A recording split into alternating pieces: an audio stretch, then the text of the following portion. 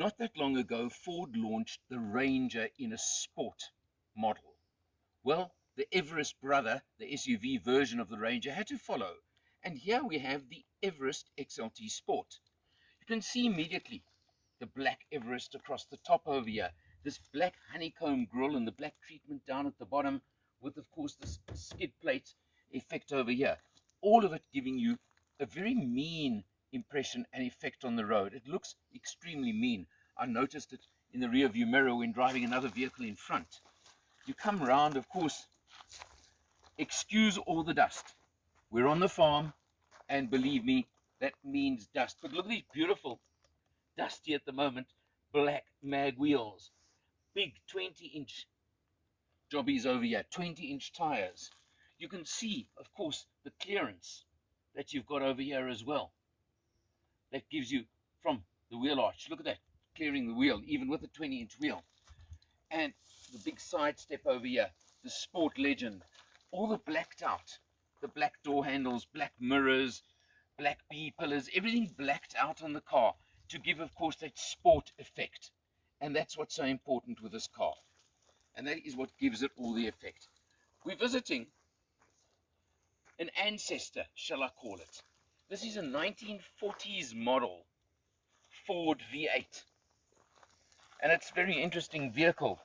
Let's just take a quick look. Not in the best of condition, I'll admit, but it has, look at that, suicide back doors, as they call them. And, well, I think it could do with a bit of upholstery as well, maybe. Certainly not the same condition as the Everest Sport. But come on, that's part of the fun of it, isn't it? And it is here, and it's on the farm. It's part of the character of our farm. The Everest, of course, is very typical. We load it up for a trip to the farm, so don't worry about that. But you'll notice the black treatment continues throughout, and that's what you need to see. Now, what's important, of course, is the fact that I said this is based on the XLT, which is the middle spec on the Everest range, and ranges for that matter. And that is the middle spec they give you. So it comes powered by Ford's 2-liter diesel engine with a single turbo, 132 kilowatts, 450 Newton meters of torque. And you can get it in 2-wheel drive, rear wheel, or full-time 4-wheel drive, which is what this one has fitted. It's got, of course, the 4-wheel drive, which is full-time. It's got the modes for sand, dirt, dust, mud, whatever. And it has got, of course, a low range and a diff lock. Got all of those things for you. But the Everest is a handsome vehicle, comfortable, smooth. You'll see it on the road, you'll see it on dirt, you'll see it on all of these things, and we'll check out the inside in a few moments.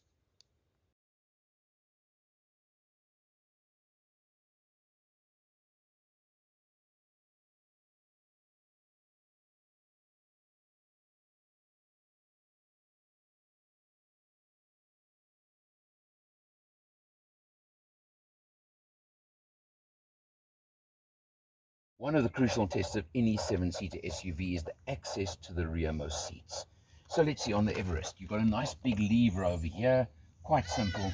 Flip it, the seat goes forward slightly, folds down. Then, obviously, the side step helps. Climb up, duck your head.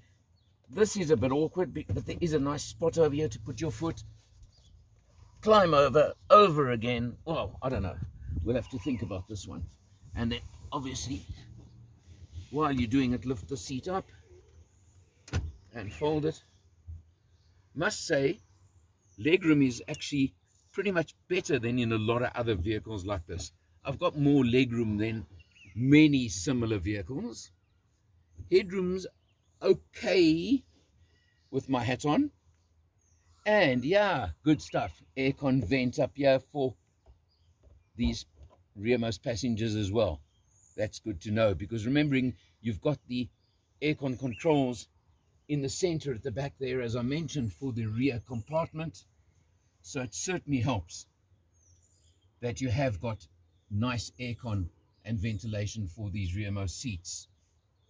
Overall, probably better than a lot of other competitors that I've come across in, as I always call them, the cheap seats. So not bad at all.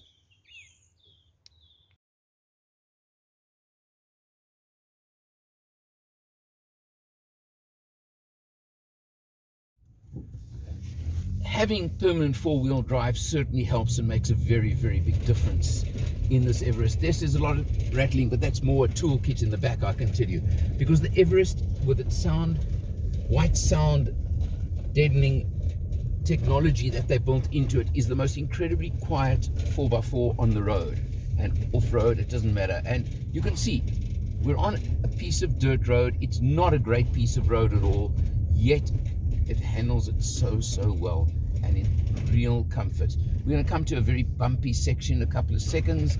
Let's just see what it feels like when we hit the section here.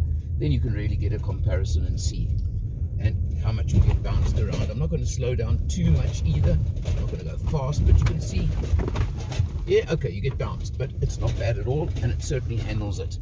The engine, brilliant, smooth, comfortable, and fairly economical, just to add to the whole mix.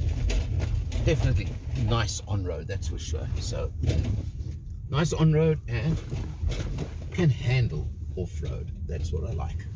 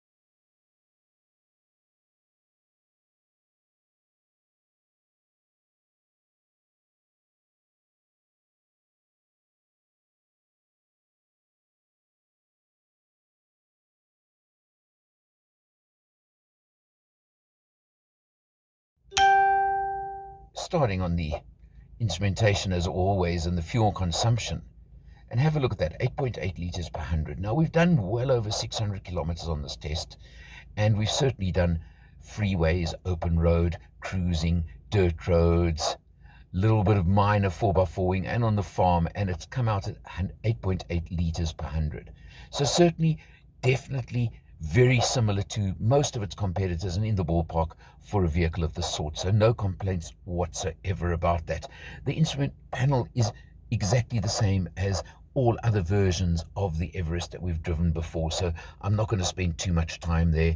Your steering wheel, of course, you've got your cruise control and your computer buttons over here, and of course over here your infotainment and all of that over there, and your phone. So all very, very standard items like auto on headlights, all those features that you would expect, and door locking on pull-off. Thank you, Ford, for that one at least. I have been griping about that. Now, sport spec does give you, of course, the leather effect and soft touch on the dash, and the stitching, the counter stitching that you can see over there. So that is a nice extra feature on the Sport, and of course the glossy black trim on the dash over here, you can see on the door panels, etc. So you've got all of that black trim, which is really nice. Let's come across to the screen over here, always an important feature, and of course the 8-inch touch screen with Ford's Sync 3. We know how well that works. It really is one of the good systems around, so I'm pretty happy with that one. And just to show you, obviously, it gives you all the kind of connectivity that you can possibly want with navigation built in and standard navigation. Good stuff as well. I do always like that. And of course, never forgetting your reverse camera. So that also is something that I always like and like to have. And the little overhead little view there as well, just to give you your park distance for the overhead view. So good stuff on that. Come down to your dual zone climate control over here. Again, very, very standard. What is nice is, look at this, two 12 volts over here up front and two USBs over there. Difficult to pick up on the camera, but they are down there and they are useful, and a nice area here to keep your phone. Then while we're over here, let's have a look at the section over here to the right of the gear shift. You've of course got your park distance control, your DSC that you can switch on or off, your diff lock, and your 4x4 low. All just push button, nice and easy. And over here, what you would of course call your terrain select system, where we're on road here, you can have dirt or dust or whatever that is rocky, etc. You've got all your different settings over there, and of course your hill descent control over there as well.